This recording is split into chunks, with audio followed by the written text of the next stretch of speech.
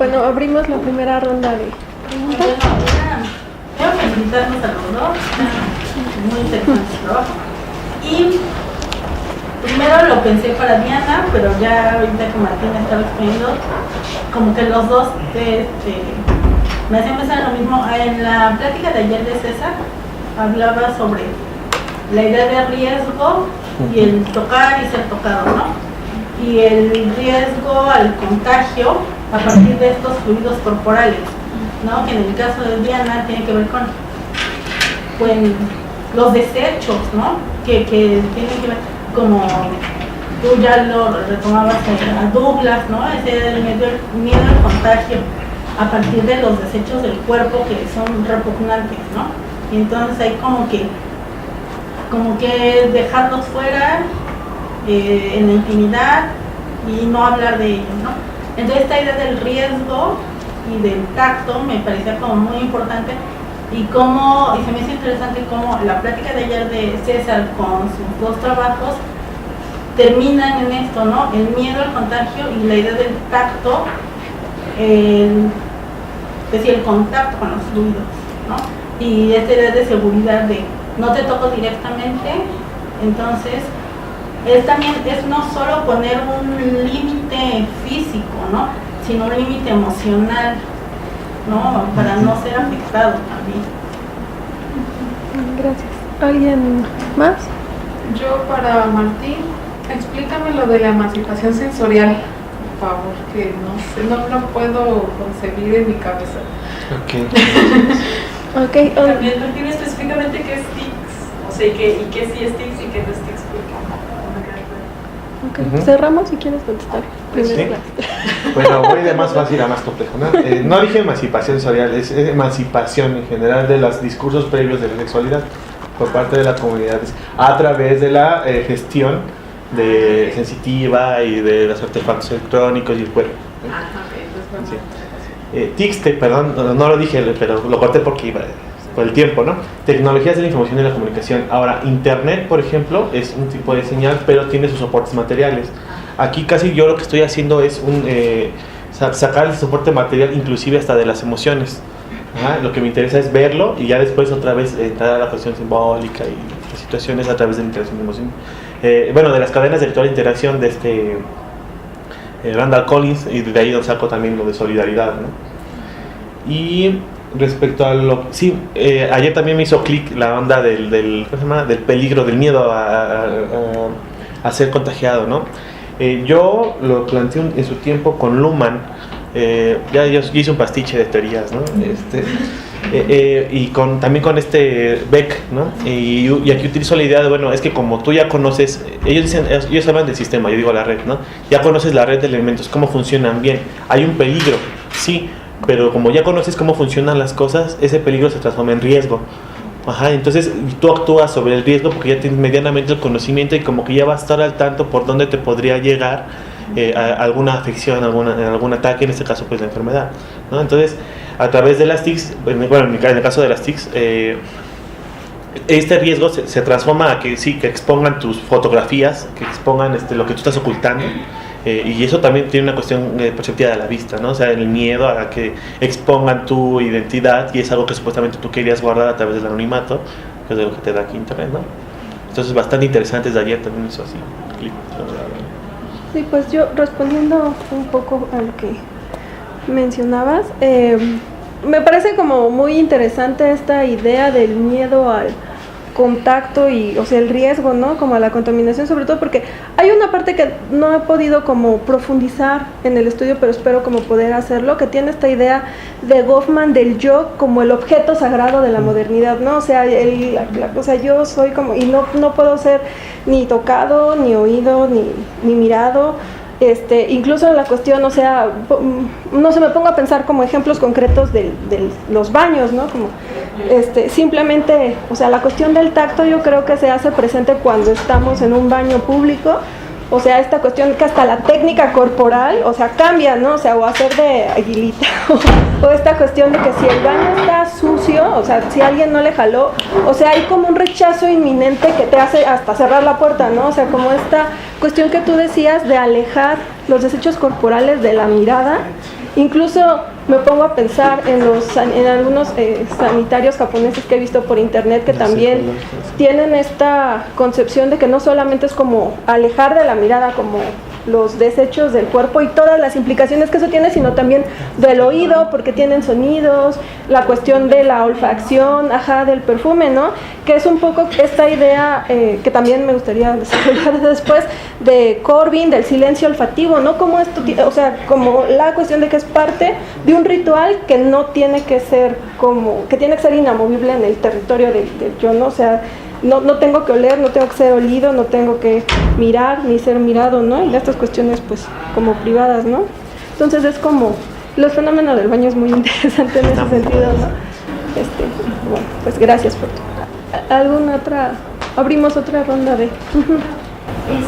Estaba pensando, intentando vincular un poco las dos presentaciones. Pienso en el sanitario esto, ¿no? O sea, cómo provoca rechazo los fluidos corporales o los desechos ajenos. E incluso cómo existe muchas personas que dicen, no, yo en mi baño. ¿No? O sea, controlo el cuerpo, controlo la gestión. Exacto, tengo un control de mis esfínteres hasta que llegue a mi espacio, ¿no? Ahí estoy protegido, ahí no hay riesgo de contagio, no hay riesgo de contaminación de mi propio cuerpo. Y lo pienso también en el sentido de que habla Martín del dispositivo como dispositivo sensual, ¿no? El gadget. Me pregunto si las personas sienten una predilección especial por su espacio, porque les brinda la idea de seguridad, si también las personas establecen un vínculo emocional con el dispositivo sensual, porque es el que posibilita y porque se vuelve una extensión del cuerpo, ¿no? El celular, los audífonos, como hablábamos, no nada más porque permite establecer comunicación, sino porque ya se vuelve parte de la materialidad, ¿no? del individuo. Nada más como para continuar en esta misma línea, que es un poco lo que nos arrojaba a nosotras la encuesta, ¿no? Cuando un informante que nos dijo, cuando preguntamos qué espacio es el preferido en términos de que compartes con tu pareja, y nos contestó los mensajes. Mensajes, ¿no? sí. No en un vínculo amoroso.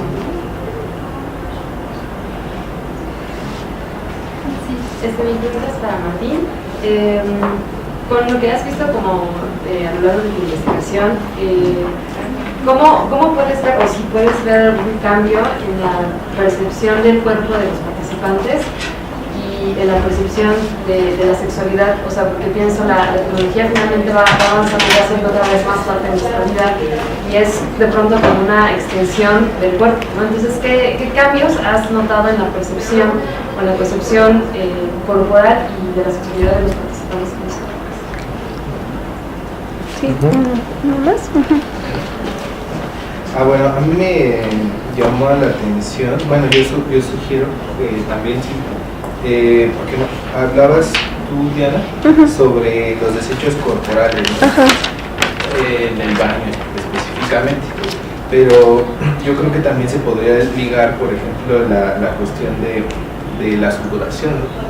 Puesto que también es un desecho corporal, lo cual la sudoración nos podría ligar a lo que se denomina también como las tecnologías de la higiene, ¿no?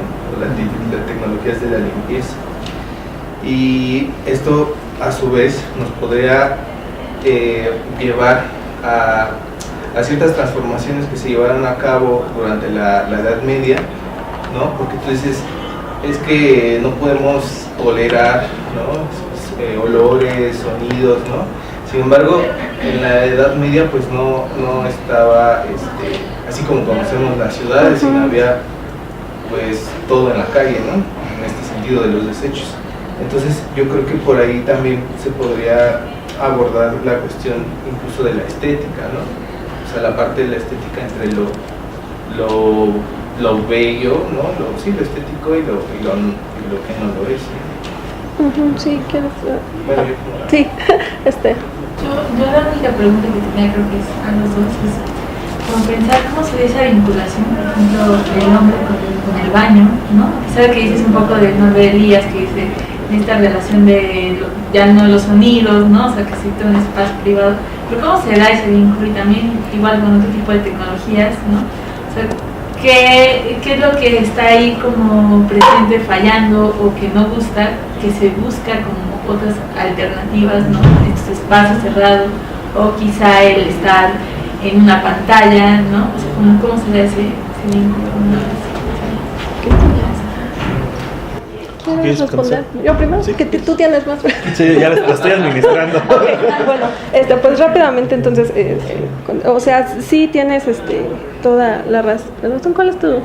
Omar, hola. Sí tienes toda la razón, o sea, esta cuestión de la desodorización es como pues relativamente nueva, pensando como en la historia, ¿no? de la humanidad. De hecho, el libro que yo uno de los libros que yo les mencionaba en la ponencia de Vigarello, justamente él hace un recorrido sumamente interesante a lo largo de la historia desde la Edad Media de cómo el agua, antes el imaginario del agua era vista como un elemento de riesgo para el cuerpo. O sea, para alguien bañarse en esa época era una cosa como de, o sea, me baño hoy y me encierro y no salgo en 3 meses, ¿no?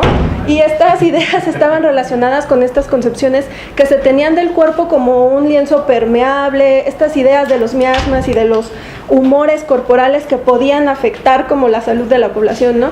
Y es como sumamente, o sea, es que es un texto padrísimo, porque arroja luz sobre justamente cómo la higiene y la limpieza no siempre estuvieron relacionadas con estas ideas del agua, ¿no? O sea, al contrario, bueno, con los romanos, pues sí, no, pero esa es otra historia, pero a partir de la Edad Media, con estas ideas del cuerpo como un objeto, como un lienzo permeable, o sea, las personas lo que hacían al bañarse era guardarse 3 meses y luego ya las veían, ¿no? Porque podían agarrar un mal humor, ¿no? Y menciona cómo esta higiene seca, o sea, de la Edad Media, o sea, y cómo se va añadiendo a estas cuestiones de la limpieza, primero la higiene seca en relación a la ropa interior, ¿no? O sea, la ropa interior es la que lava, la ropa interior es la que quita como los restos de los excrementos, ¿no? No es el agua como propiamente, ¿no? Y esta cuestión va un poco vinculada también a lo que decía Paola, de la vinculación del baño, ¿no? Como con el hombre, porque, o sea, la cuestión era, o sea, que tú hicieras tus necesidades corporales, y la práctica más común en esos tiempos un poco más incluso cercanos a la revolución industrial, de hecho, o sea, era sacar los excrementos como por la ventana, ¿no? Y, o sea, la cuestión también que está detrás de todo esto es justamente, pues, quitar como estos elementos que podían ser contaminantes y también, pues, desagradables en términos olfativos, ¿no? De hecho, Vigarello en ese escrito hay un momento en que dice, pues es que París olía a mierda, ¿no? O sea, literal. Entonces, empezaron a construirse estructuras hidráulicas y empezaron a utilizar el agua para alejar justamente como los desechos, ¿no? Y todas estas innovaciones dentro de las estructuras que no se fueron como auspiciadas por ingenieros de la época, pues llevaron a que se pudieran constituir espacios justamente dentro de las casas, ¿no? Para que se pudiera ya implementar sanitarios, porque antes, o sea, tenían como un cierto tipo de letrina y lo que hacían era que con una manguera, y esto lo dice Vigarello en el libro que les menciono, o sea, como que extraían, ¿no? Como todos los desechos. Entonces es una cosa pues sumamente interesante, porque sí, o sea, las concepciones sociales que hemos tenido como de la higiene y de los desechos han cambiado a lo largo de la historia. Entonces yo por eso soy optimista, porque creo que pueden volver a cambiar, ¿no? Como en pro de la conservación pues del agua, ¿no? Porque realmente es un poco irónico que, o sea, el inodoro nace como una forma de como una cuestión de racionar, ¿no? Como los desechos corporales, pero pues con lo que está acabando es ahora con el agua, ¿no? Porque pues es agua potable en la que todos necesitamos. Pero bueno, ya. Bueno, yo no sé si haya tiempo de contestar, porque ya son las 6. Bueno, yo tengo las 6:01. No sé si alcance a contestar rápidamente o en otra ocasión. Sí, sin problema. Bueno, voy a tratar de ser súper breve. Voy a empezar con lo que tú me dijiste. Si hay cambios en la percepción del cuerpo y de la sexualidad, sí, y voy a poner unos ejemplos a lo mejor no tan ejemplificadores. La cosa, cuando yo entrevisté, dos de mis entrevistadas tenían 16 años, ¿no? Bueno, no las específicas, y ellas mostraban su cuerpo al otro, pero ellas nunca pensaban que sus fotografías podían ser utilizadas para otros fines, ¿no? Que les empezaban a... De hecho, todo ese problema vino como de hace 5 o 6 años, que empezó a legislar, ¿no? Bueno, menos, tiene como 4 años que empezó a legislar y a hacer campañas para promover el uso racional o inteligente de las TICs para la expresión de la sexualidad, ¿no? No lo manejan así, lo manejan de que no debes de poner fotos o pregunta bien, que puede ser un adulto, más una campaña de miedo, ¿no? Que otra cosa. Entonces, eso va transformando inmediatamente la concepción de la sexualidad. Aparte, los chicos con los que entrevisté no eran homosexuales, ni bisexuales, ni lesbianas cuando les pregunté al inicio. Ellos estuvieron jugando con los límites de la sexualidad, jugaban a ser hombres, decían que de juego, trataban de ver cómo ligaban con el otro, y eso empezó a generar una idea diferente de los usos del cuerpo, la forma en la que lo presentas, y además que pues los límites, ¿no? Y hasta dónde puede llegar el otro a afectarte, y eso cambia muchísimas cosas, ¿no? Eso en breve, ¿no? Son muchísimas cosas, casi toda mi tesis es. Entonces, sí, no, trata de resumirlo muy poco.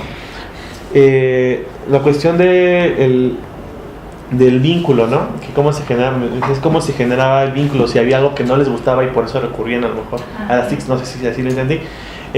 En algunos casos sí es como decía, por miedo a ser contagiado, en otros casos porque no sabían cómo ligar con otras personas muy introvertidas, aprenden a utilizar internet y como que se empiezan a zafar más, o las personas que te dicen su vida, toda su historia a través de WhatsApp, pero cuando lo ves en cara a cara, pues nomás no te dicen nada, ¿no? Todos callados. Entonces eso le da un espacio de apertura a otro tipo de personas. Eso se vuelve una prótesis para las personas que no tienen esta facilidad, ¿no? Yo lo llamo elemento protésico, ¿no? Así me gusta decirlo.